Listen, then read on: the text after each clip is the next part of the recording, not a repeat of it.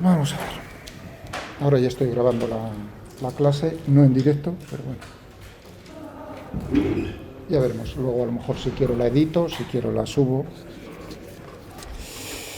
Nos habíamos quedado ayer, ¿no?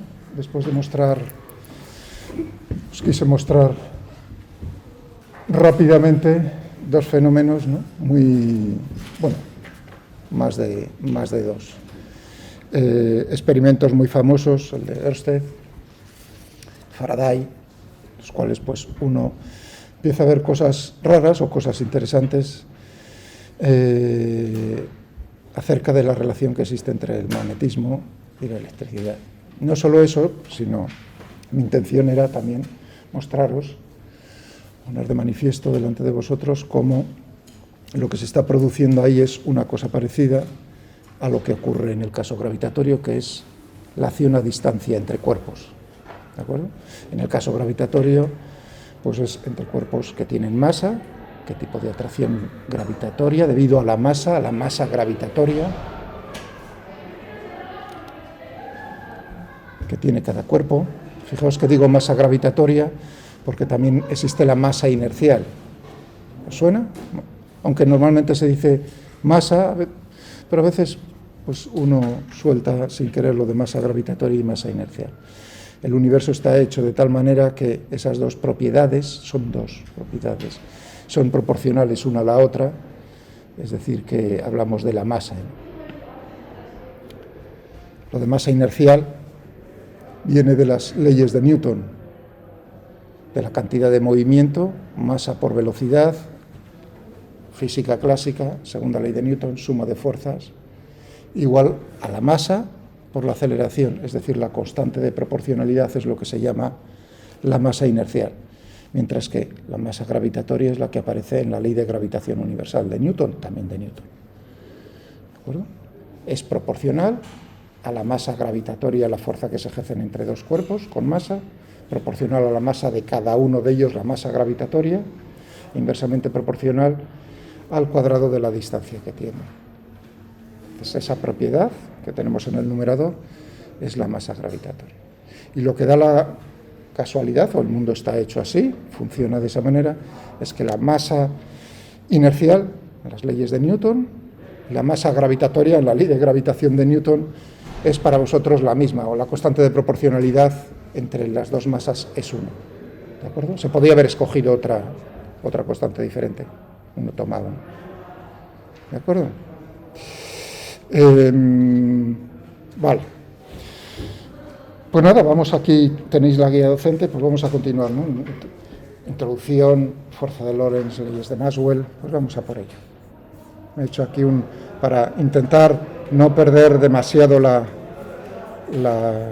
el orden, me he hecho aquí un esquema de lo que quiero hablar yo hoy, lo que os quiero hablar. Entonces, ayer, entre otras cosas, dejamos caer por ahí la relación que había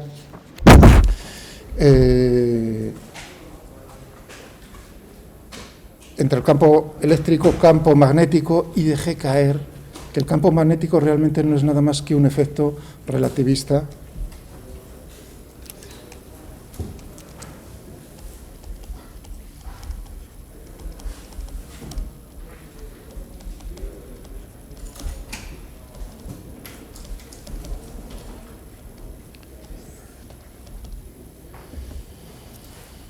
vimos, lo dije,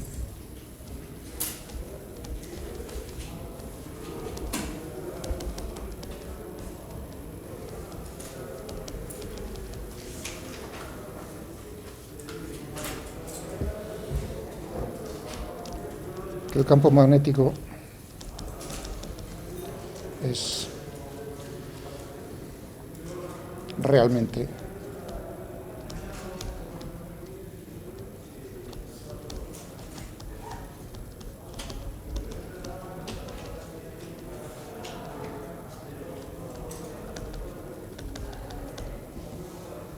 del campo eléctrico. O sea que lo que existe es el campo eléctrico y el campo magnético que observamos o que nosotros planteamos en el electromagnetismo vuestro, el de la física clásica,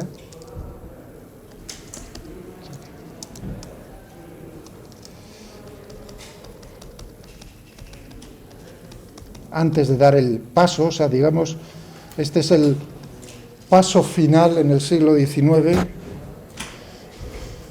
hasta finales del siglo XIX, comienzos del XX, en lo que es el desarrollo de la física clásica, que llevaba, pues, fijaos, desde Newton, pues más de 200 años por ahí danzando. Y resulta que en lo que veremos ahora, en las leyes que gobiernan el electromagnetismo, ya en ellas aparecen por primera vez, que es escondido, la relatividad especial, eso que para vosotros conocéis, ¿no? Lo de la velocidad de la luz, ningún cuerpo puede tener. Ahí de lo que está hablando en la relatividad especial es entre lo que ocurre, que es invariante, se dice en física, invariante frente a los sistemas de referencia, es decir, que todos los sistemas de referencia que sean inerciales son equivalentes, una cosa de esas. Así dicho, que queda bonito, pero aparece ahí, de hecho aparece en las leyes de Maxwell, que son el compendio de todo ello, aparece la velocidad de la luz. Es decir, predicen las leyes, estas tan bonitas, el compendio, predicen la existencia de ondas electromagnéticas.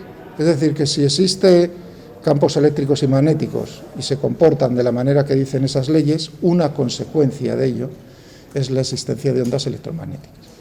Para vosotros eso os decimos, claro, pero ahora pensad que estamos en el siglo XIX. Plantea Maxwell las ecuaciones, las leyes, como compendio de todos los experimentos faradayos, de todas esas cosas, y le da forma matemática. Ellos no sabían de la existencia de ondas electromagnéticas, ni muchísimo menos. ¿De acuerdo? Todavía lo de la luz, que si eran corpúsculos, que eso por supuesto que no se sabía, pero era curioso que entonces sí se sabía los fenómenos, pues por ejemplo lo que hicimos ayer en clase,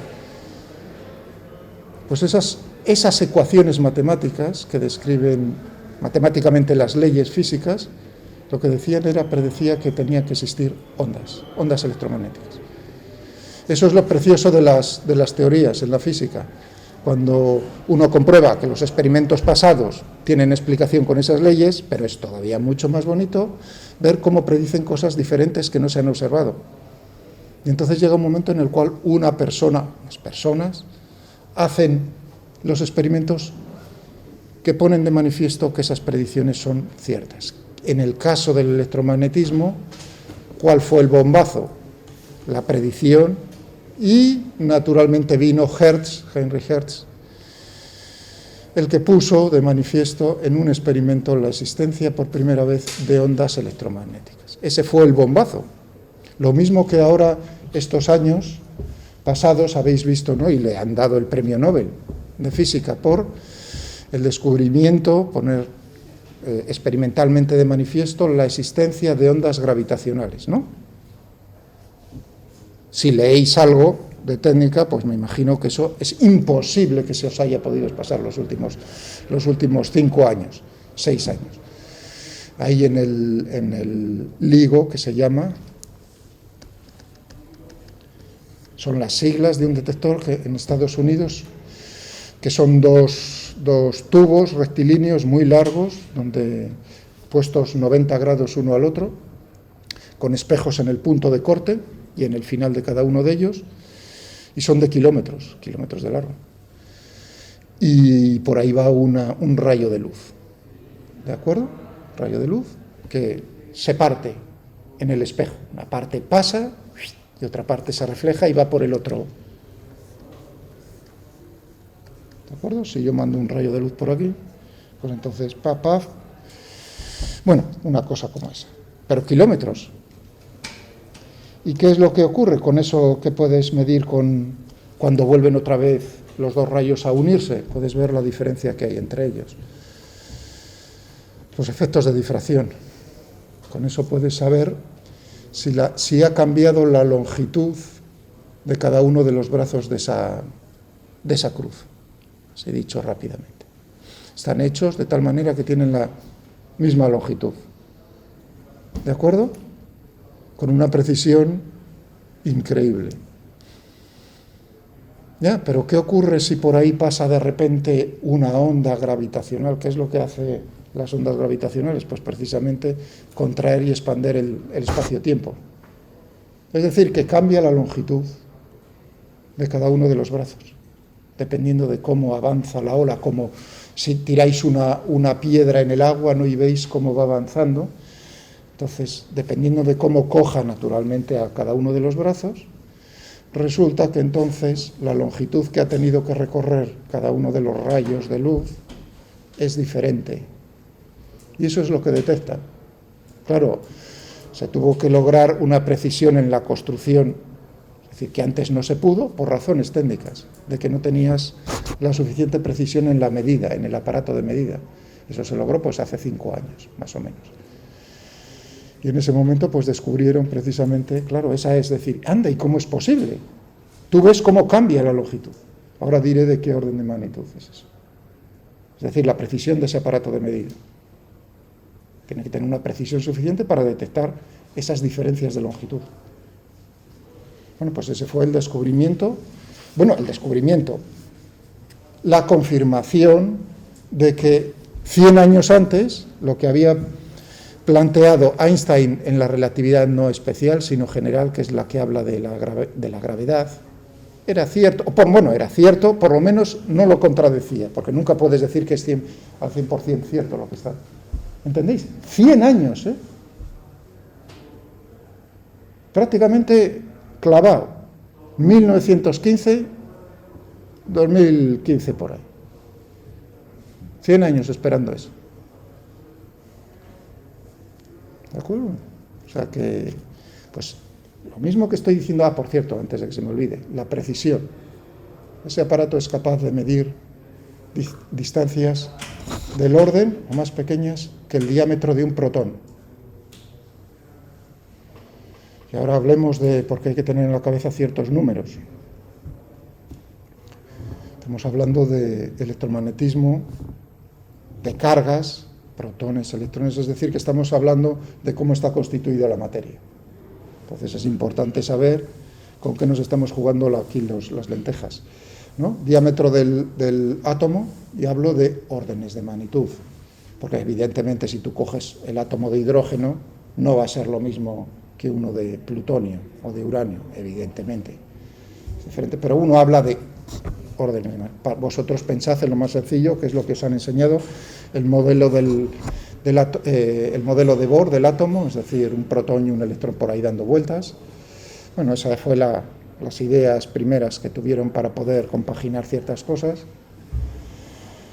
Entonces, sin necesidad de mirar Wikipedia, ni el teléfono, ni el ordenador, ¿qué tenéis en la cabeza a riesgo de equivocaros? ¿A qué orden de magnitud? Da igual decir diámetro que radio, es el orden de magnitud. ¿Qué potencia? En metros. Os suena el Angstrom, ¿no? Como unidad, el Angstrom. Como unidad de longitud. ¿Por qué se le da nombre a esa, precisamente? ¿Y sabéis cuánto vale un Angstrom en metros? 10 elevado a menos 10. Pues por ahí, precisamente. Es del orden de un Angstrom, es decir, del orden de 10 elevado a menos 10 metros. Eso, cuidado, el tamaño del tocho del átomo de hidrógeno, de ese orden. Depende, naturalmente, de cómo de lejos, cómo de excitado está el electrón. Excitado significa en qué nivel energético está el electrón en ese átomo, naturalmente. Y que todavía estamos pensando en órbitas como planetarias, porque naturalmente es una nube de probabilidad, no puedes saber exactamente dónde está él. Ahí viene donde viene la dificultad. Pero bueno, pensemos en eso. Pero cuidado, el protón está en el núcleo. Entonces, ¿cómo es el tamaño del núcleo de un núcleo atómico? ¿De qué orden de magnitud?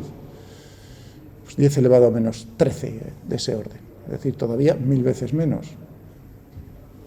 Ya, pero ahí tienes dentro los nucleones, o sea, los neutrones en general, ¿no? Neutrones y protones, todos pegaditos. Y tienen su tamaño también. Mientras que el electrón, el tamaño del electrón, eso no se habla, pero del protón sí, 10 elevado a menos 15. Es decir, que estamos hablando de distancias de 10 elevado a menos 15 metros. Yo diría que eso es un aparato de medida como Dios manda. ¿No? Bueno, pues eso hasta hace muy poco no se podía hacer, naturalmente. Es decir, que una onda gravitacional de las gordas, claro, naturalmente todo, o sea, ahora mismo yo me muevo, vosotros os movéis una mano y estáis creando una onda gravitacional. En el momento en el cual estáis... si dije ayer lo de la aceleración de las cargas, ¿no? Radiación electromagnética, ondas electromagnéticas, en el momento en el que acelero mi mano, la masa de mi mano, estoy creando una onda que se está moviendo con una cierta velocidad. Esa onda tarda la velocidad de la luz. Entonces tarda un cierto tiempo, pero naturalmente para que esa onda sea grande, es decir, que la piedra que tiras al estanque sea lo suficientemente grande para que lo veas, naturalmente la masa tiene que ser bastante gorda y su aceleración muy fuerte. ¿Y eso cómo lo detectaron? Pues en la rotación y final fusión de dos agujeros negros. Bueno, o sea, dos agujeros negros, porque las galaxias tienen más de uno. Hay uno normalmente en el centro de la galaxia, como por ejemplo la nuestra. ¿Eso es una especulación? No, eso también se ha visto hace muy poco, precioso. ¿Cómo lo han detectado? Primero porque miras al centro de la Vía Láctea y ahí notas, ¿qué notas? Cómo las estrellas más cercanas al centro de la Vía Láctea sigues las trayectorias, ¿sí? Se siguen, se van marcando las trayectorias. Entonces, a partir de cómo es su velocidad en la trayectoria circular, por así dicho, puedes detectar cómo es la masa que hay ahí en el centro. ¿Y con qué aparatos son capaces de mirar? Bueno, eso todo con observatorios, en diferentes longitudes de onda. Pero esas imágenes ya las he visto. Las imágenes pasadas por ordenador, naturalmente, no a simple vista, de varias estrellas. Entonces es precioso. Bueno, pero ahora naturalmente puede haber más de una y no pueden ser de diferentes tipos. O sea, eso ahí es un mundo. Entonces, cuando se enganchan una a otra, un agujero negro a otro, naturalmente con esa masa empiezan a dar vueltas y además, pues la grande empieza a comerse a la masa y se fusiona. En ese momento final, se pega un latigazo. Naturalmente la aceleración es de tal calibre y las masas son tan grandes que de millones de soles pueden ser, que se forma, claro, una onda lo suficientemente grande para que miles de millones de años después llegue hasta donde estamos nosotros, en Estados Unidos. Ahora también hay uno en Virgo, en Italia. Ahora hay 3. Con eso se consigue, además, saber cómo es la orientación, porque con uno solo sabes que te ha pasado, me ha pasado algo por delante, pero no sé de dónde me ha venido. Con 3 ya puedes detectar incluso en qué dirección del espacio ha venido. Eso es como triangular en el espacio, ¿no? Lo que hacéis cuando veo yo cómo hacéis las prácticas y cosas de esas. Bueno, pues ya veis, en ese momento, después de miles de años, depende de a qué distancia se encontraban, 10 elevado a menos 15 metros. No está mal. O sea, que se necesita, claro, esa era la predicción, que necesitas masas y aceleraciones muy grandes. También en fusión de estrellas de neutrones muy masivas también se ha logrado, o sea, que se han detectado varios eventos de eso. Se van detectando cada vez más como la detección de planetas. Hasta 1995, por ahí, lo de si los planetas del sistema solar era algo común o no, era pura especulación. Ahora, salen, iba a decir, lo primero, pues, es una notición. Ahora es que ya casi ni entra, no entra en las noticias. ¿De acuerdo? O sea, que fijaos, no entra en... Eso es como 1996, más o menos, el Pathfinder, primer cacharro que ponen en la superficie de Marte, los norteamericanos, ¿no? Estaba yo sentado en el ordenador esperando la primera imagen, lentamente, como va cargando sobre la pantalla. Claro, porque primero la velocidad de emisión desde ahí pues es muy lenta. La tecnología que utilizan no es la actual, sino es más o menos la de 20 años antes, en ordenadores. ¿Por qué? Porque están todos probados. Y naturalmente no vas a mandar una cosa nueva allí que te pueda fallar un móvil de última generación. O sea que lo que hay por ahí es cacharros bastante antiguos, pero fiables. Eso es como un coche. Entonces, ¡paf!, llega ahí, joder, menudo notición, era precioso. Eso es unas cosas como la caída del muro, ¡plaf! Son cosas que uno ve, cada uno ve sus cosas dependiendo de cuándo nace. Esa es otra que se me ha quedado grabada. Ahora, ayer, antes de ayer, no, el jueves, llegó el último, ¿no? Un trasto de 1000 kilos. Mientras que el otro era un juguete, ahora es 1000 kilos. Un coche. Ya mandan. Pero es precioso, o sea, ya prácticamente no es noticia. Primero, la primera imagen, ya he visto muchas. Bueno, ahí sí, hay un paso más, que han logrado emitir la caída, es decir, con cámaras puestas desde arriba hacia abajo, desde lo que es el sistema que lo sostiene, ¿no?, antes de dejarlo, y del cacharro hacia arriba, hacia el cielo, viendo la grúa, entre comillas, que lo sostiene. Quizás ese es el paso que necesario no lo tenía, pero bueno, digamos, para mantener la atención del público que paga miles de millones por ese cacharro. Si bien no es el objetivo, ¿no? Pero bueno, os dais cuenta, ya son cosas que uno le dejan así a vosotros, decir, ¿no? Las cosas son así y ya están, pero no es tan fácil. Lo mismo os estoy diciendo, son momentos claves, es decir, volvamos al electromagnetismo, la predicción de las ondas electromagnéticas, Hertz, que murió muy joven, por cierto, era un genio, hablaba unos cuantos idiomas clásicos, latín, griego, tenía una cabeza, pero tenía depresión el pobre. Y encima lo mató una infección de oído.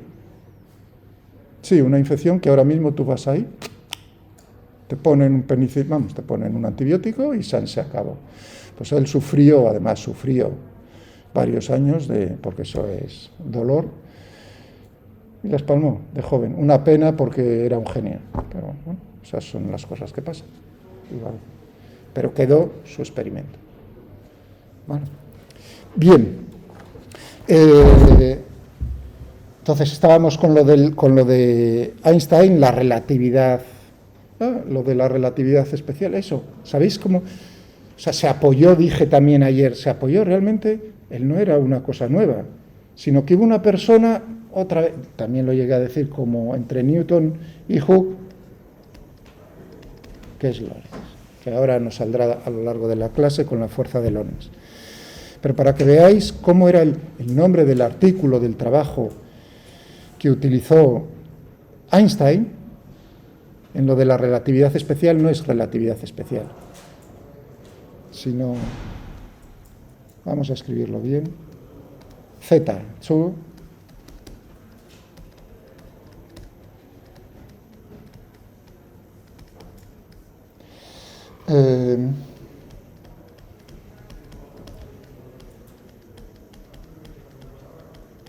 en alemán, por supuesto. Pero lo veréis por Wikipedia.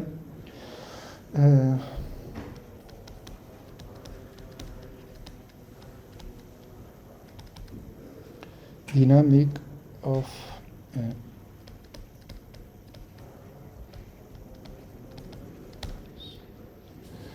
pero, amigos, en puro alemán, sobre su Electrodynamic Bewegter Körper.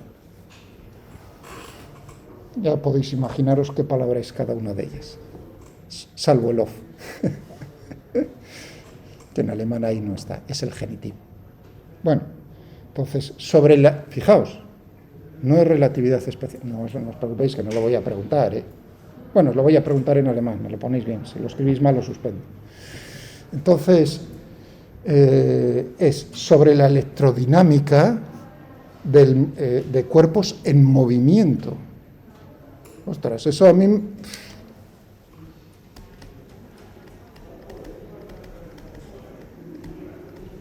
que luego históricamente se le dio el nombre de relatividad y siempre se habla de la relatividad especial, la general, lo de la gravedad. Lo pongo para que os deis cuenta de qué van las cosas, que es el punto final en el cual ya te aparecen cosas que no eres capaz de explicar, punto y final de la física clásica. Bien, muy bonito, pero vamos un poco más allá. Vimos qué es lo que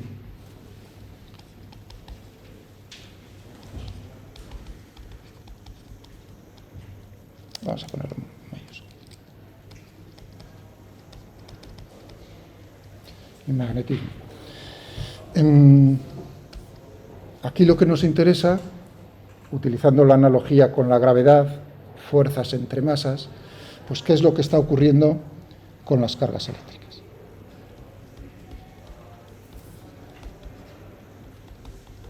O sea, que la materia está formada, está cargada en el sentido de que está formada por elementos, ¿no? Fundamentales, para nosotros vamos a decir solo neutrón, electrón y protón, que tienen una característica que llamamos la carga eléctrica, que puede ser, que son de distinto signo, a diferencia de la masa, lo mismo que dije antes. Cargas eléctricas.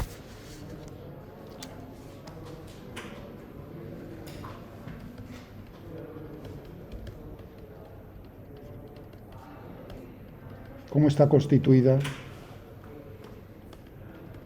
la materia? Átomos, ¿no?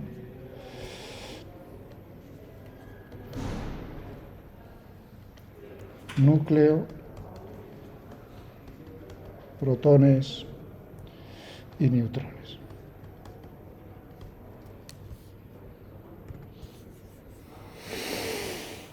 Vamos acá.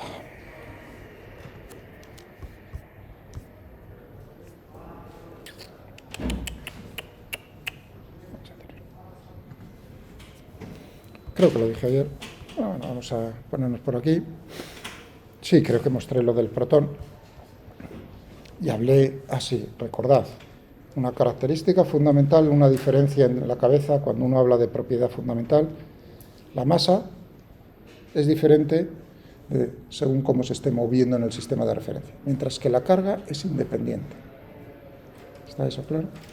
Entonces esta masa era en reposo. ¿Y qué teníamos por aquí? Ah, sí, ¿quién lo descubrió? Rutherford, neozelandés. El danés, Rutherford. ¿Sabéis por qué se hizo famoso Rutherford? Hombre, se puede cliquear y saberlo ahí. ¿No suena? ¿No os han contado de algún experimento?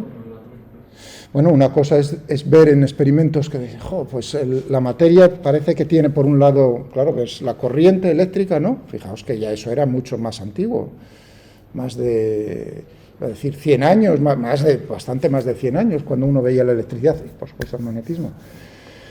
Una cosa es esa y otra es ver, decir, ¿y cómo está organizada? Lo que acabo de decir yo, lo del átomo, ¿no? Lo del núcleo y lo de los electrones, ¿cómo está organizado eso? Pues, en principio teníamos el modelo de Thomson, por ahí también ahora mostraré a Thomson, JJ Thomson, que fue el que dijo, bueno, pues va a ser un modelo como el del bollicao, iba a decir, un bollo, ¿no? En el cual tienes la masa y por ahí metido, ¿no? Los protones, todo repartido, digamos, de manera uniforme, mezclado, no separado, digamos, en dos zonas del espacio claramente definidas. Ese era el modelo de Thomson, que explicaba ciertas cosas. Pero claro, llegó Rutherford y entonces se le ocurrió lo de bombardear una lámina muy fina de oro, pues ya estaban viendo lo de la radiación alfa, beta, gamma, o sea, esas cosas ya las observaban, sabían que la radiación alfa pues eran cosas muy masivas, que tenían carga positiva, núcleos de helio, ¿de acuerdo? 2 protones, 2 neutrones. Entonces tenían una fuente de radiación alfa, por ejemplo, así interesante para vosotros, radiación alfa la emite, por ejemplo, el polonio radiactivo, con el cual se han cargado, iba a decir, que no me lo tomen a mal, los rusos y demás servicios de inteligencia, de vez en cuando alguna persona inconveniente, dándole en la Coca-Cola mezclado, iba a decir, llegas y no se entera, Y eso es, la radiación alfa es, digamos, fácil de blindar, salvo que te sacuda por dentro por todos los lados.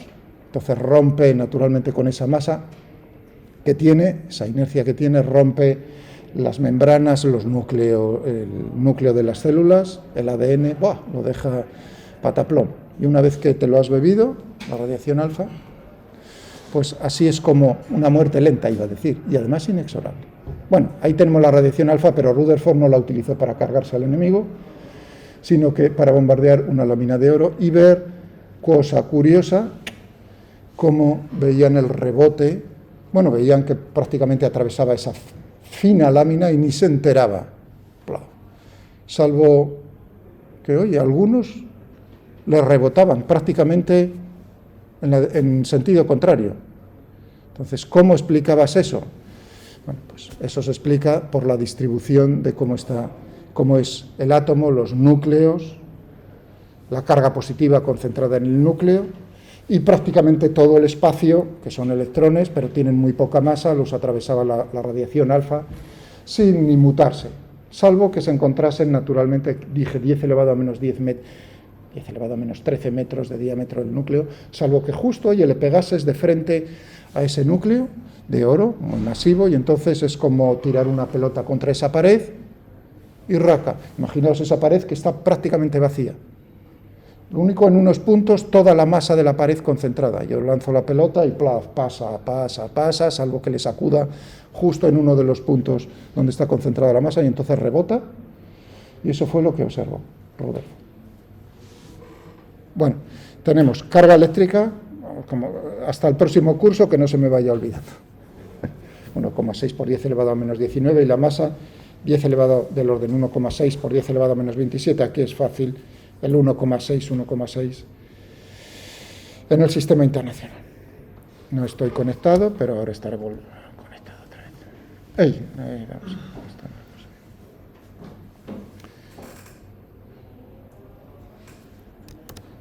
La masa del el neutrón.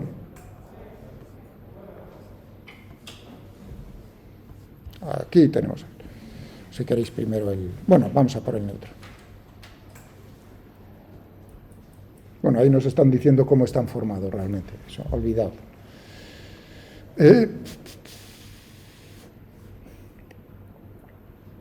Masa, la misma masa que el protón, 1,6 por 10 elevado a menos 27 kilogramos, megaelectronvoltios, tal. Carga eléctrica, 0. Bueno, todo tiene en la vida una precisión. O sea, ¿tú cómo puedes decir que un neutrón no tiene carga? Todos los experimentos que haces te permiten dar esta precisión en la carga eléctrica del neutrón.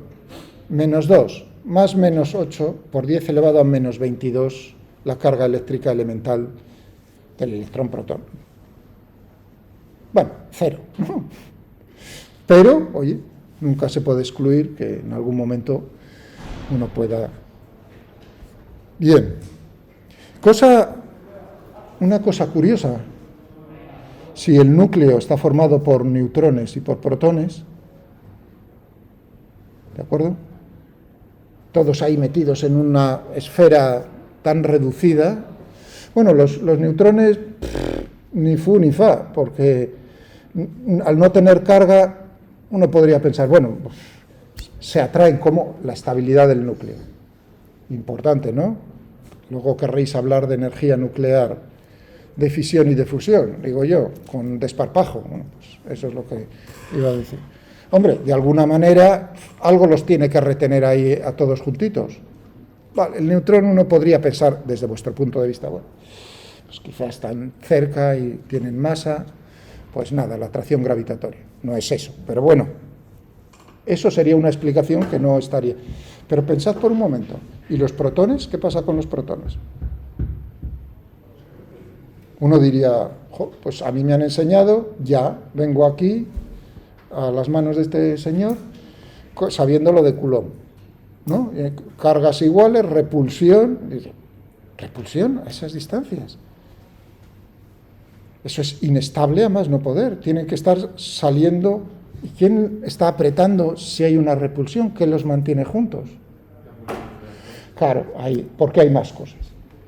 Es decir, que a esas distancias, por supuesto que está actuando la gravedad, que es órdenes y órdenes de magnitud, ahora hacemos el cálculo, más pequeña que la fuerza electrostática, de atracción-repulsión entre cargas, es decir, que nos vamos a olvidar prácticamente en esta asignatura de la gravedad, salvo en algún problema que queramos hacer explícitamente con ella, añadiéndolo.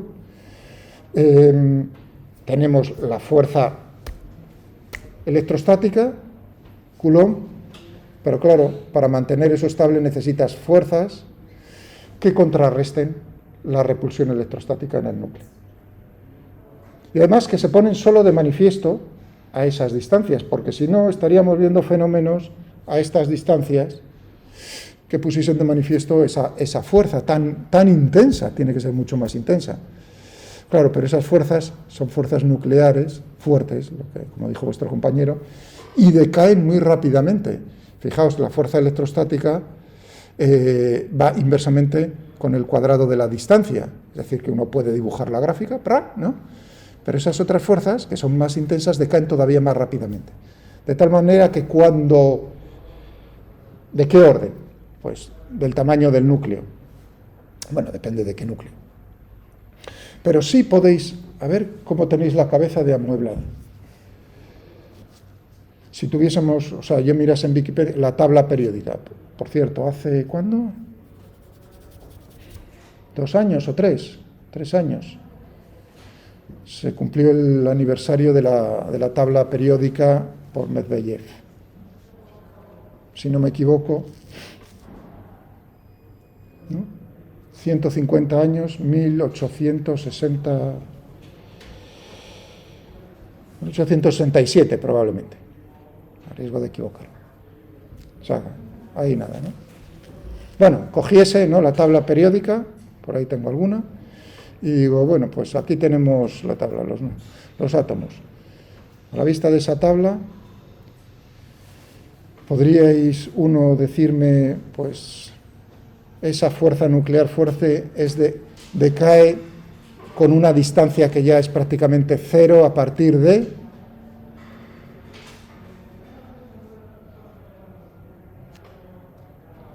Eso es tener la cabeza amueblada, como digo yo. Y relacionar cosas. Si el elemento más grande es de 118, pues los protones... Precisamente, ahí es donde, muy bien, la estabilidad de los núcleos atómicos. Y uno ve que en la tabla periódica, de repente, ya no encuentras elementos estables. Los puedes crear. ¿Cómo se crean? Cogiendo pesados y metiéndole a la fuerza, bombardeándolos, pues, por ejemplo, con radiación alfa, o no, con otros iones de elementos pesados también. Y a ver qué pasa. Entonces se funden, plaf, ¿no? Y luego ves cuánto tiempo tardan en partirse de nuevo, en separarse de nuevo en otras cosas. Entonces creas elementos nuevos que tienen una vida media pues muy pequeña. Por ejemplo, Einstein hay un elemento con el nombre de Einstein, hay muchos que les dan. Pero bueno, uno ve que en la naturaleza, de manera estable, llega un momento en el cual no los tienes. Entonces, ¿por qué es eso así? Precisamente tú vas añadiendo neutrones y protones por capas, es como una esfera, y de uno a un montón de ellos, ¿no? 200, pues naturalmente que es un montón de capas, el radio cada vez es mayor, cada vez es mayor, cada vez es mayor, tienes la repulsión electrostática entre los protones, pero resulta que la fuerza nuclear fuerte decrece pues del orden de esos átomos últimos, de los núcleos de esos átomos estables últimos. A partir de ese momento la fuerza, si tú añades más capas, la fuerza de repulsión electrostática es del mismo orden de magnitud que la nuclear fuerte, de tal manera que vence y lo que hace es partir el núcleo, la repulsión electrostática. ¿De acuerdo? O sea, que fijaos cómo no puede pensar en esas cosas. Bien. Neutrón. Pero nos queda el electrón que he dejado. Por cierto, el neutrón lo predijo, me parece, ¿dónde estaba por aquí? Vamos a darle nombres a las personas, ponerles cara a las partículas. Para que os deis cuenta cómo hasta hace nada. Son cosas que uno piensa, esto es antiguo, ¿no? Suena a Newton, está muy alejado, pero ¿de qué habláis? Vamos a ver, este era el neutrón, ¿no? Creo. Sí, neutrón. Ernest Rutherford, 1920, demostrado, para eso le dieron el premio Nobel, James Chadwick, 1932. Del 32 al 45, que se hizo explotar la primera bomba atómica, 2 semanas antes de la lanzada la primera sobre Hiroshima, la probaron porque no estaban muy seguros de lo que tenían delante.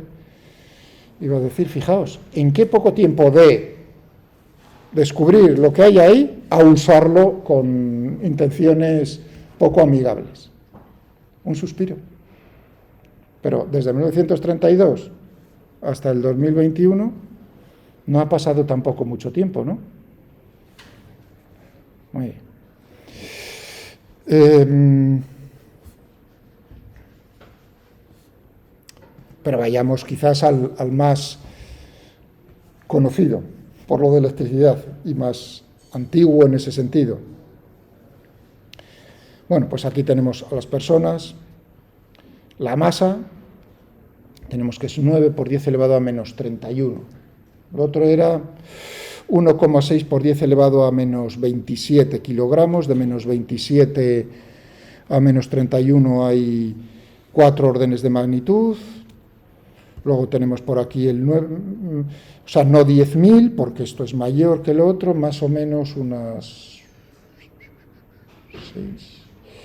Echémosle 5.000 veces más la masa del electrón más pequeña que la del neutrón protón. ¿De acuerdo? Así, a bote pronto, he hecho el cálculo de cabeza. Y naturalmente la carga eléctrica, pues la misma, con signo contrario al que por convenio le asignamos, 1,6 por 10 elevado a menos 19 coulombios, o bien ESU es en el sistema gaussiano. Olvidaos, con el sistema internacional ya lo tenemos. Descubierto. Ahí tenemos. Thomson fue el jefe de Rutherford. Rutherford era un chico, que parezca en la foto antigua, esa que mostré, una persona mayor. Ese se fue a estudiar, si no me equivoco, no sé si Thomson estaba en Manchester o por ahí, bueno, lo que sea. Y fue un becario, un esclavo del Thomson. La física nuclear estaba en manos de los británicos, siglo XIX. Se dejaron comer el pastel por los alemanes y austríacos a finales, es decir, que la física nuclear es británica, por así decirlo, mientras que la física cuántica relativista es germana 100%. También antes de Newton era italiana, Galileo y demás, y todo el mundo iba a Italia, y se dejaron comer el asunto por la reina Isabel. Bueno, por los británicos, que no había llegado. Bueno, sí, por la reina Isabel y por los... ¿De acuerdo? O sea, que las cosas pueden cambiar, eso como para que seáis un poco optimista, más que yo, acerca de nuestro país. Las cosas pueden cambiar si la voluntad existe. Bien, vale. Más, antes de hacer la pausa. O sea, que tenemos la carga eléctrica.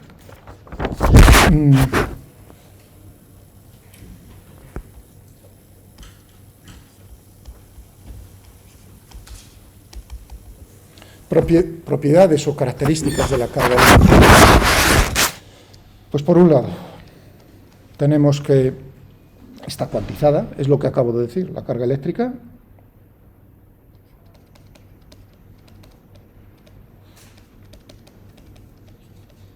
Está cuantizada, es decir, que tiene que ser múltiplos de la carga eléctrica elemental, porque no nos vamos más abajo de lo de romper y eso olvidémonos. Está cuantizada y es pues proporcional, múltiplos de cualquier cuerpo. La carga que puede tener es múltiplo de la carga eléctrica del electrón, o sea, de 1,9 por 10 elevado a menos 19 coulombios. Bueno, naturalmente los problemas en física clásica, esa cuantización, lo mismo, fijaos, cuantización de la carga, cuantización de la energía. Ayer hablé, ¿no?, de la cuantización de la energía cuando hablábamos de la constante de Planck, H, ¿no?, el cuanto de acción, pero en los problemas que hacéis en física 1, en física mecánica, no estáis pensando que la energía cinética de los cuerpos es un múltiplo de la constante de eso, sino que decís, es continuo, claro, porque estamos en el mundo, digamos, clásico y nosotros también en los problemas pues nos olvidaremos en ciertos momentos de que está cuantizada, pero es importante tenerlo claro. Por un lado, tanto positiva como otra cosa que es importante, el principio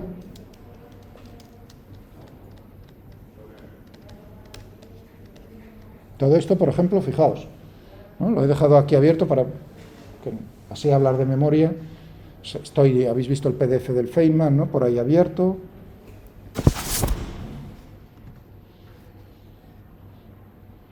Aquí, ¿no? ¿Habéis visto? Lo tengo ahí abierto. Y tengo por aquí abierto, para que no se me olvide, el Purcell. Pues, por ejemplo, aquí en el Purcell, fijaos en el punto 1.1, capítulo 1, habla carga eléctrica. Punto 1.2, conservación de... Bueno, ha intercambiado el orden que he puesto yo. El 1.2, conservación de carga. Punto 1.3, cuantización de carga. Vale, qué mal me da hablar como... O sea que estamos... ¿Vale? Conservación.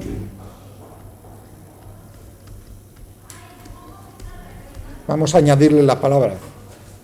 De la carga no. Ahora vamos a decir qué significa todo esto. No es decir que la carga ni se crea, no se puede crear. O sea, esto no es equivalente, no es a decir a que la carga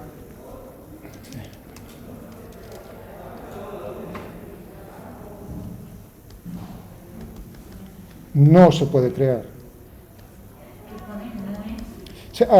No es equivalente a decir, sí, perdón, decídmelo sin ningún tipo de rubor, me llamáis la atención, por favor, a que la carga eléctrica no se puede crear.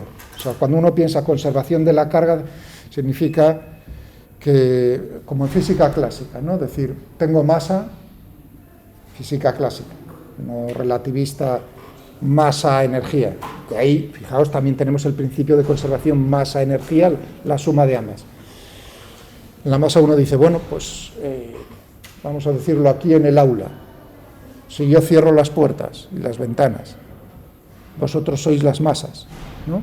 Pasa el tiempo, puede cambiar la masa que hay aquí dentro del aula, el número de alumnos, la equivalencia, el número de alumnos, es decir, que de repente en el tiempo me aparece un nuevo alumno por ahí, o se destruye uno, cambia.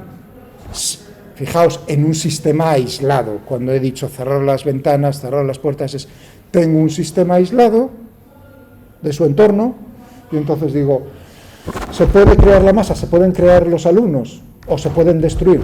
Uno dice, no. Pues mira, acabas de enunciar el principio de conservación de masa clásicamente, y si estuviésemos diciendo como Einstein, pues sí, se me podría transformar alguno en su masa, se podría transformar en energía, ponerse de manifiesto, de alguna manera choca con otro alumno, y una parte de la masa total pues desaparece, pero a cambio tienes energía cinética, por ejemplo. Claro, eso es lo que pasa en los reactores, en las centrales nucleares. ¿Qué es lo que está pasando ahí? Pues resulta lo que os dije, uno mide la masa antes y después de romperse en los de fisión y ve que la masa después es menor que antes. Claro, por ahí también tienes entonces neutrones, salen neutrones rápidos que tienen energía cinética, es decir, que tienes que tener en cuenta esa energía. En los de fusión es justo lo contrario.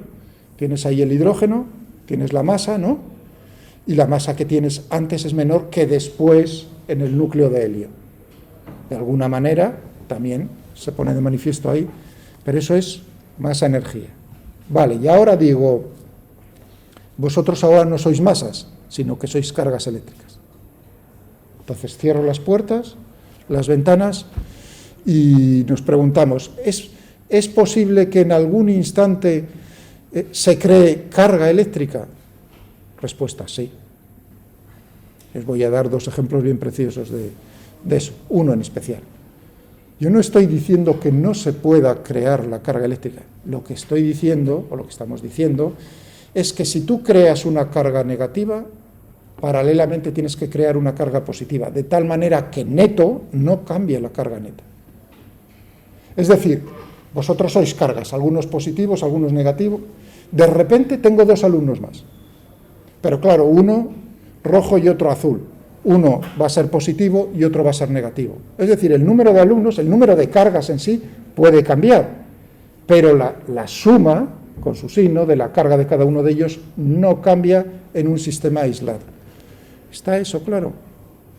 Por eso dije, no es equivalente a decir que la carga eléctrica no se puede crear.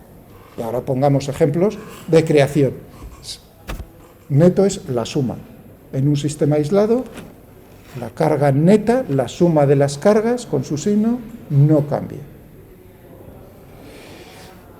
Los dos ejemplos antes de hacer la pausa. Siempre me gusta buscar cosas de vida o muerte, o cosas bonitas como ejemplos, ¿no? Podía escoger fácilmente, ya que estamos hablando de energía, y espero que os parezca interesante, desde vuestro punto de vista, de ingenieros de la energía, ingenieros que tienen relación con la energía, cómo funcionan las centrales, de ese estilo. Pero si pensamos podía escoger, estaba diciendo, podía escoger en ese momento decir, pues hablemos, he hablado de la radiación alfa, pues hablemos, recordemos lo que es la radiación beta.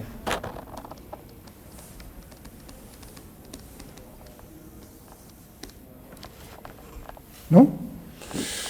Pero eso no, quizás vuestro interés no lo llame tanto como tenéis cáncer.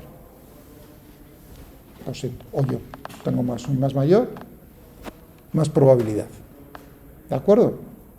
Entonces uno piensa todas las cosas interesantes que le pueden hacer a uno para salvarle el cuello. Ahora hablemos de otra, hablé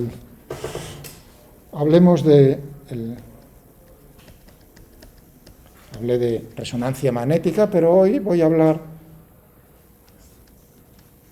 directamente en la conservación de la carga de lo que es la tomografía de emisión de positrones. Y uno dice, ostras, es que es la radiación beta más. Es decir, que si ahora digo, si sabéis lo que es la radiación beta, ¿qué es la radiación beta?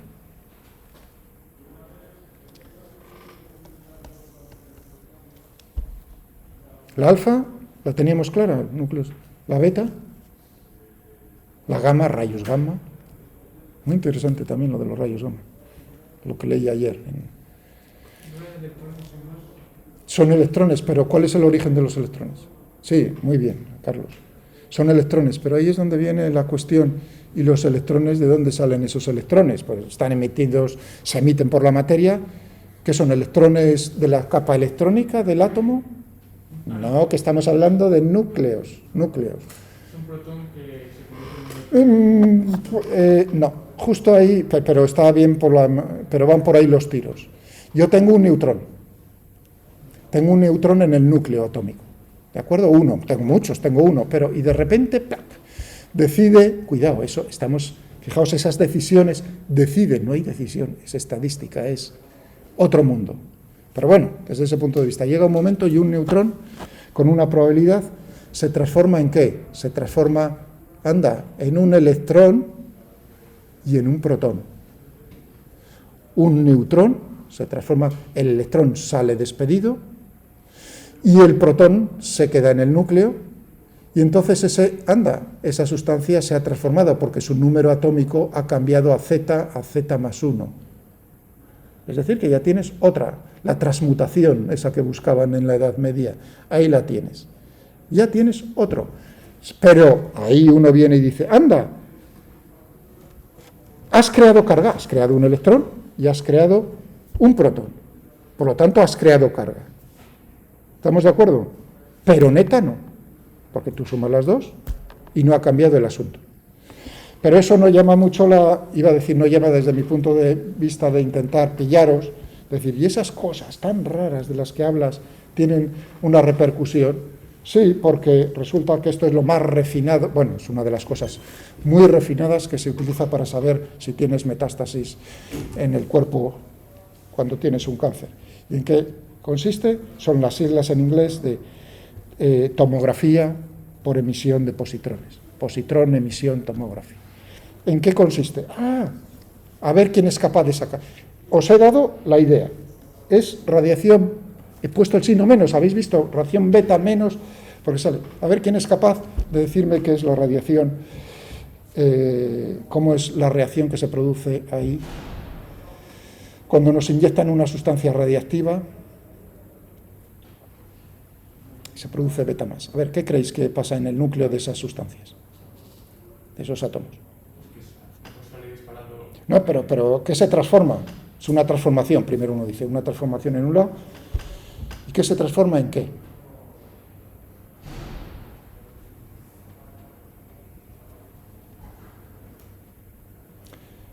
Un protón se transforma en un positrón, por eso, iba a decir, que es lo contrario de un electrón, la misma masa, con carga diferente. Todas las partículas tienen antipartículas. Bueno, entonces, se transforma ese protón en un positrón, masa como la del electrón, carga la contraria, y ¿qué tenemos? Y se transforma porque la masa, y el resto de la masa, que eso no es nada, eso es una mierdecilla, en un neutrón.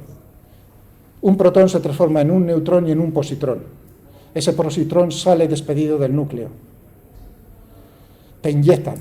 Hay diferentes, por ejemplo, flúor 18. Se utilizan varias, vais a Wikipedia, que para eso he estado mirando lo del flúor. Bueno, ya lo de eso lo tengo, pero hay varias, dependiendo de qué es lo que busques. Y no solo para cánceres, sino también, por ejemplo, para demencias cerebrales. O sea, lo utilizan el PET, bueno, para ver la actividad cerebral. Entonces, ¿qué ocurre ahí? Esas sustancias las tienes que crear muy rápidamente porque su decaimiento es de horas. Es decir, que hay un transporte mundial de reactores nucleares dedicados a sustancias radiactivas para medicina que se están moviendo y pasan el control aduanero de manera especial. Sí, os estoy contando una verdad como un templo, que son transportes en los cuales el tiempo es crucial.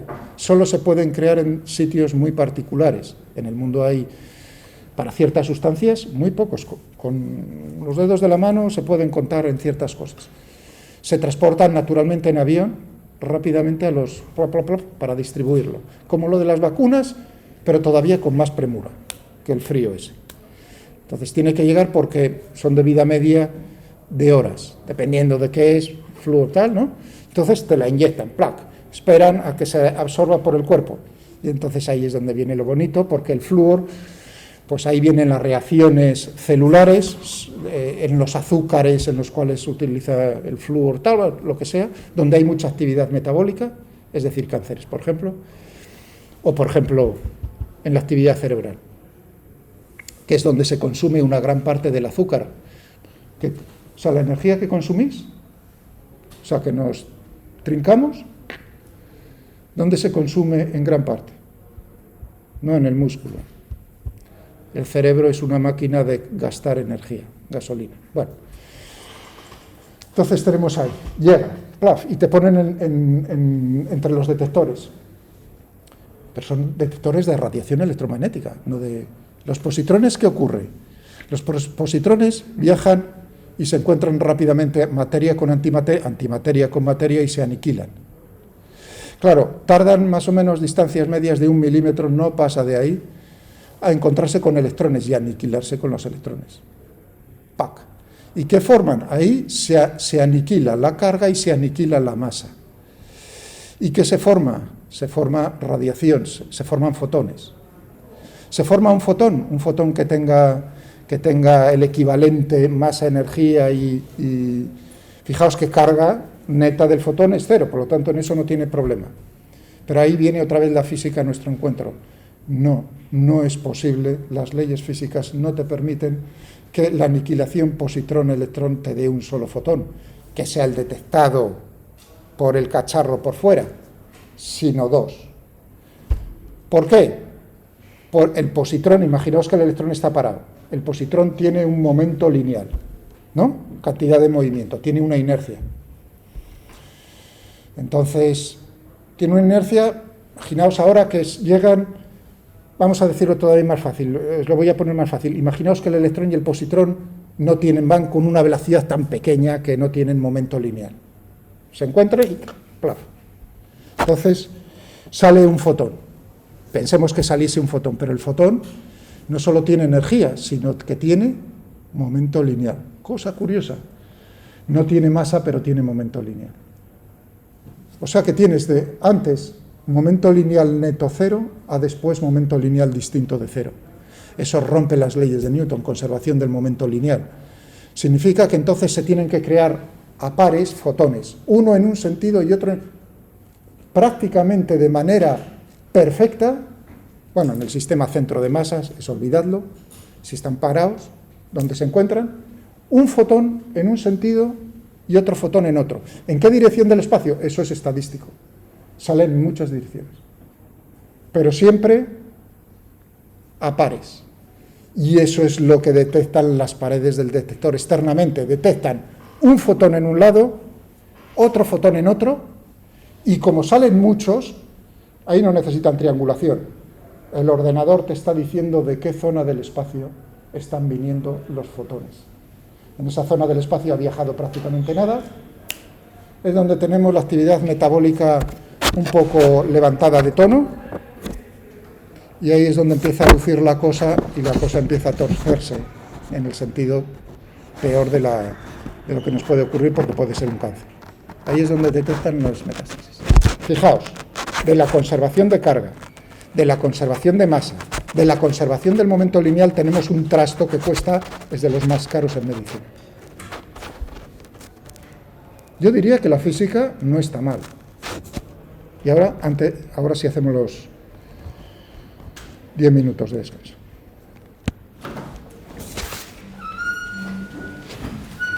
O sea que os quiero ver y 25 todos, please.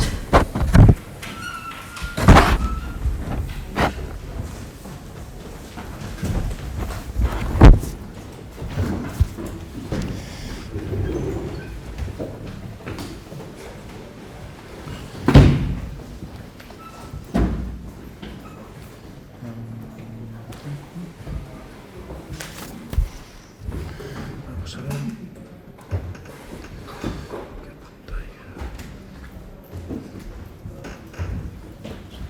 Texto este. Tiempo de uso, accesibilidad. ¿Dónde estaba? Aquí está lo de energía.